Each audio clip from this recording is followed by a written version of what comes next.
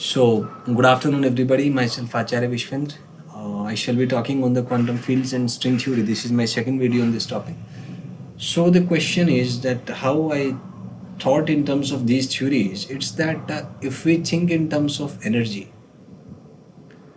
then just think what is source of energy,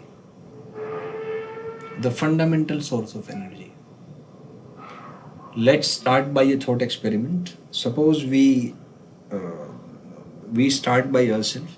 Just think that what is source of energy within us. So you will say that we get energy from the food.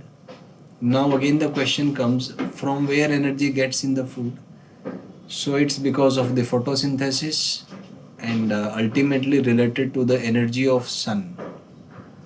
Now question comes, from where energy gets in the sun? So it's because of the nuclear fusion.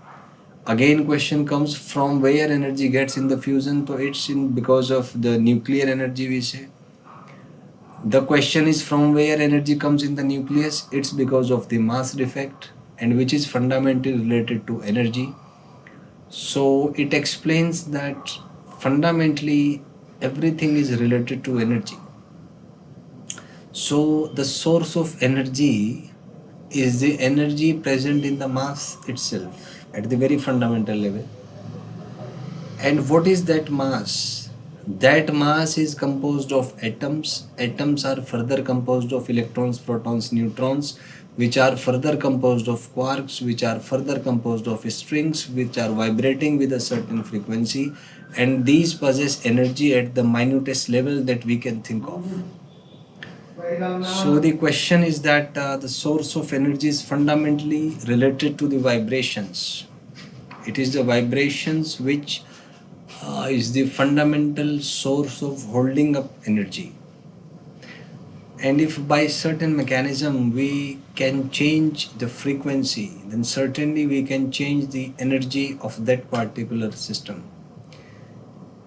And there is something called as the law of conservation of mass and energy, which is that the mass and energy of the entire cosmos is constant. Before the Big Bang, everything was in terms of energy because there was no mass as per the theory of the Big Bang. And by certain mechanism, that energy got converted into mass, and still things are going on. The universe is still expanding. So there is something called as the law of conservation of mass and energy. If we think at the cosmic scale, that conservation of energy itself is not valid.